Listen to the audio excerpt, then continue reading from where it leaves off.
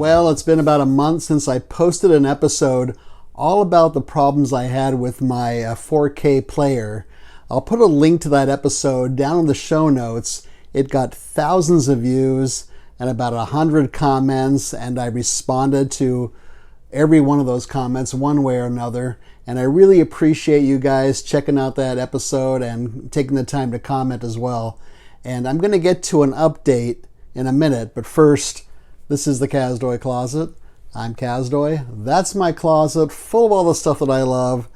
But today, something I still don't love, and that is this Panasonic UB820 region-free 4K Blu-ray player.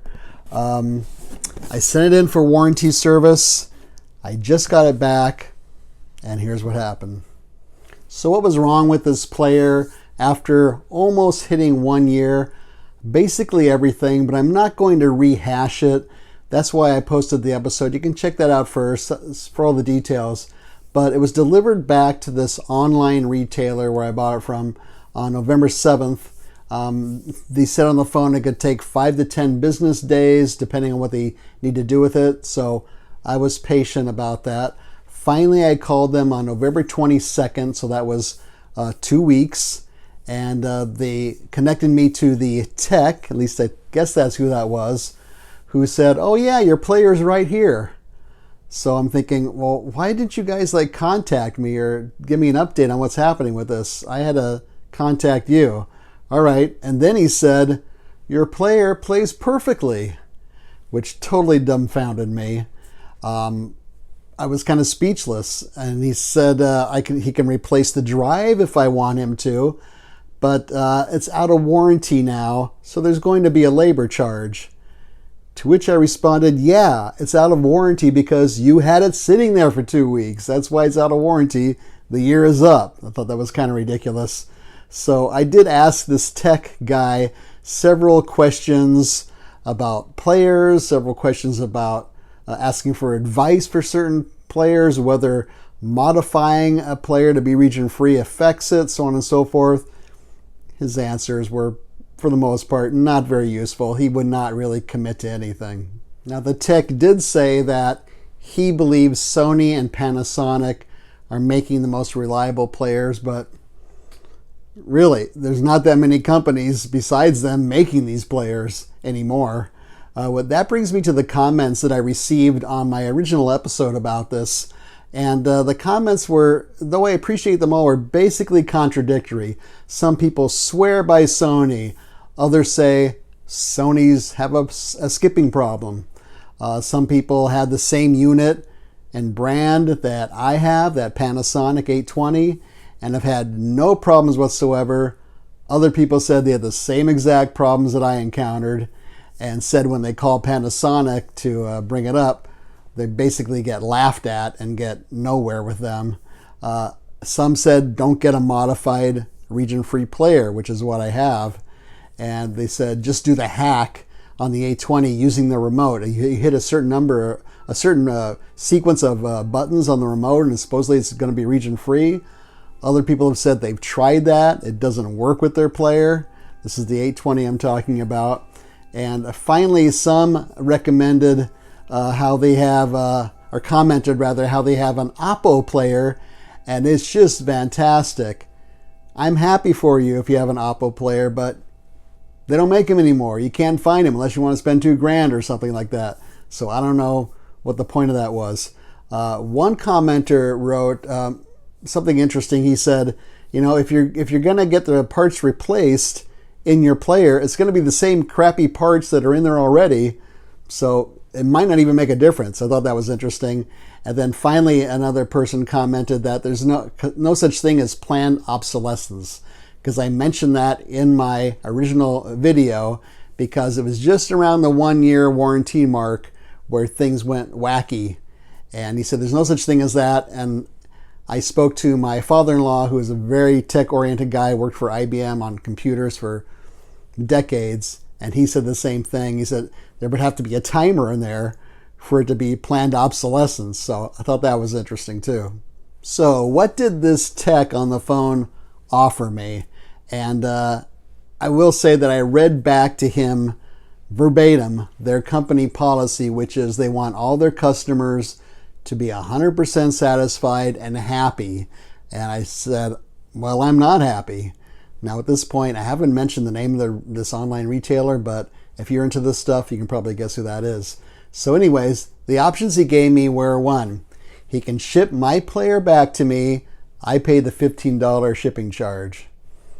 2, he will sell me the same player, a new one, for about half the price, but it's not going to have a 1-year warranty. So that was a little bit tempting. I thought, oh, I could start all over with a brand new player. Maybe this one will work. But then I thought, am I just spending good money after bad? It's going to be another $400 or so, and it might just be the same crappy player. Third option was, I had mentioned the Sony X800M2 to him because I've been researching these things and watching videos and reading about them and all that. And he said he will sell me one of those for $300, but if I want a 1-year warranty, it's an extra $60. That was not a deal. That was basically if I just called up the same place out of nowhere and bought the player. It was no bargain. I think I saved like $20 by doing that. So what did I do? I said, send my player back to me. Maybe it's okay now for some miracle. So they said they would clean the lens for me and do a factory reset. Whether they did that or not, I have no idea. I figured I'd try a new HDMI cable. Maybe that was the case. So I got a different cable brand than from last time. And you see the name of it there. I'm not going to make any jokes about that. I think you can figure that out yourself. And I will also keep my Sony hooked up, which is this one I showed in the other one. This is the S3700. This is a region-free player. It's not a 4K player.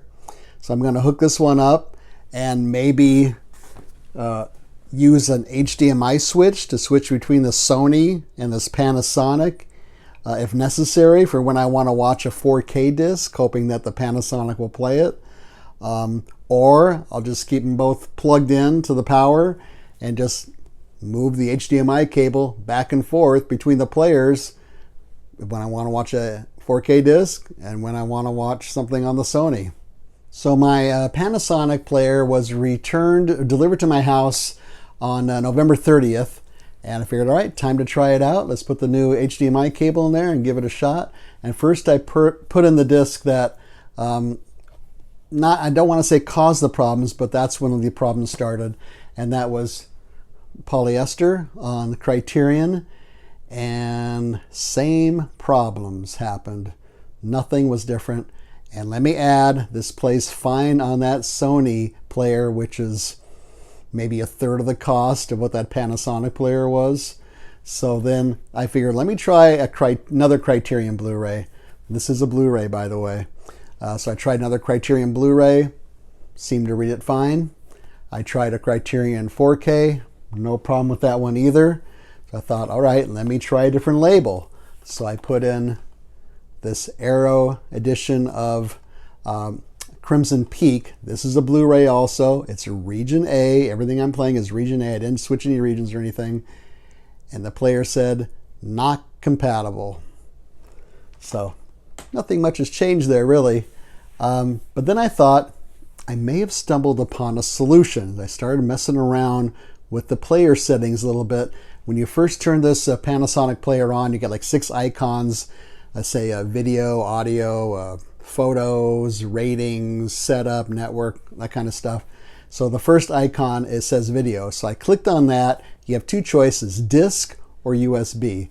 So I clicked on disc, and then I closed the tray with the film in, and it worked. Couldn't believe it. It's like, wow, okay. Hey, a solution. I'm willing to do that. No big deal. It's one extra step. I can live with that, no problem. But not so fast. Because a few days later, tried that again, didn't work. Wouldn't read any of those discs at all, or the Crimson Peak main menu would come up, but nothing about playing the film. You couldn't manipulate, you couldn't navigate, nothing. There were no options to navigate to play the film or look at the supplements or anything. So back to square one. So where am I at now? Well, it's possible that Panasonic is best at playing 4K discs. Yet, honestly, whenever I put a disc in that Panasonic player, I have zero confidence that it's going to play or that it's going to play all the way through. And I'm sure you guys have experienced where you put a film in, you're into it, you're involved, and then it freezes, and now it's just a bummer, right? I still have that region-free Sony player, but it's not a 4K player. It is a Blu-ray player. I have about 70 4K discs in my collection. Fortunately, almost all of them come with a Blu-ray disc also, so that's good. So I'm thinking, what am I going to do with all these 4K discs? Well, most of them have Blu-ray discs.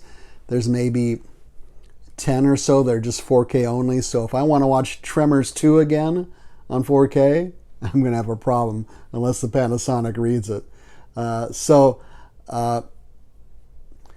Maybe it's time to forget this whole 4K format.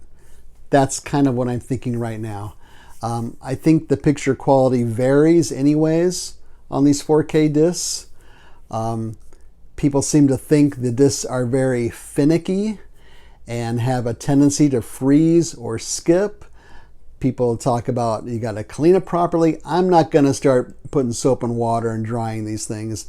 One guy, I'm not sure it was on my channel or somewhere else, said he puts on special gloves when he handles these discs. I think that's ridiculous. You should be able to take the disc out, put it in your player, and watch it. That's the whole idea. They have one job, right? That's it.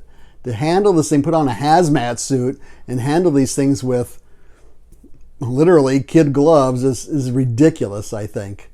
For now, I have, like I said, both players plugged in, and I will just move the HDMI cable back and forth if I want to watch a 4K disc. I'm considering the Sony X700. It's not region free though, so to use for just 4K discs, and adding an HDMI switch to toggle between the two players. I've never used one of those switches before. I don't know how reliable they are. I don't know if they affect the picture quality or not, so I'm a little hesitant about that. For a little over $200, I can get that Sony X700 player at Best Buy, and I can get a 4-year protection plan. So at least that'll give me some kind of peace of mind that it's at least going to last 4 years. So that's like you're renting it for $50 a year, basically. I would have a physical place to return it to instead of shipping it to who knows where. Except if this is another crappy player, I don't want a second career going back and forth to Best Buy and then getting a new player and having them fix it and all that stuff. That's just ridiculous. So, plus I was thinking, I'm really happy with my TV. It's an LG OLED C2, fantastic TV. Knock on wood, it's holding up really well. And doesn't that TV already upscale things that I'm playing to look like almost 4K quality? And also the Sony, my old Sony player, it says on the box that it upscales too. So I don't know, things look okay on there. You're just not going to play a 4K disc. I don't know what happens if I put a 4K disc in there. I'm thinking about trying that, and maybe some of you know what happens if you do that. Put a 4K disc into a non-4K player. I don't know what happens. But I'll say one thing, and this is blasphemy for some of you. Right now, streaming is far more reliable for me. As long as my internet connection's good, and again, knock on wood, it's pretty reliable. Things look great. I'm using an Apple TV 4K device and that LG TV that I mentioned. Everything looks great. I want to watch a film. I sit down. I watch the film. Don't have to worry about it freezing or skipping. Rarely ever happens when I'm streaming. So, but then I got all this stuff too. So, and I do enjoy having the physical things too. So it's all over the place. So, you know what, guys? Feel free to leave a comment or suggestion down below, or any advice you might have for what maybe my next step is. Thanks for listening to this rant of first world problems. Really appreciate it. Leave a thumbs up. Don't leave a thumbs down. Subscribe would be great.